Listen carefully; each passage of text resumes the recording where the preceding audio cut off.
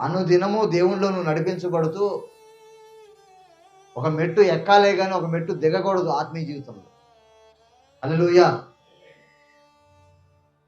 ఎప్పటికప్పుడు మెట్లు ఎక్కుతూ ఒక ఉన్నతమైన స్థానానికి వెళ్ళాలి తప్పితే అడుగులు దిగజారుతున్నాయి అనుకో, కిందకి వెళ్ళిన తర్వాత ఏముంటుంది?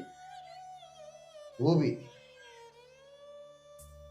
ఎక్కే కొద్దీ నువ్వు దేవునికి సమీపం అవుతావు, దిగే కొద్దీ సాతానుకు దగ్గర అవుతావు, ఊబిలోకి వెళ్తావు.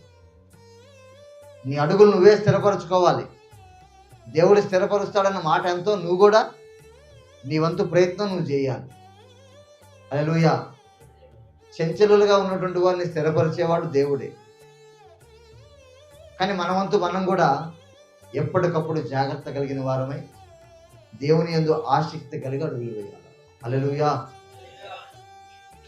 చెప్పు, సాతానుతో చెప్పు, నా దేవుడు నా పక్షముగా ఉన్నాడు, నాకు విజయాన్ని ఇచ్చేవాడు నా దేవుడని. హల్లెలూయా. వాడు నిన్ను కృంగదీసే సమయంలో చెప్పు, వాడితో గద్దించు. నిన్ను ఏ విషయంలో వాడు మెల్ట్ చేయాలని చూస్తాడో, ఎక్కడ నిన్ను తగ్గించాలని చూస్తాడో, భక్తి జీవితాన్ని కోల్పోవాలని ఎక్కడ చూస్తాడో గుర్తుపట్టు, వాడిని గద్దించు. హల్లెలూయా.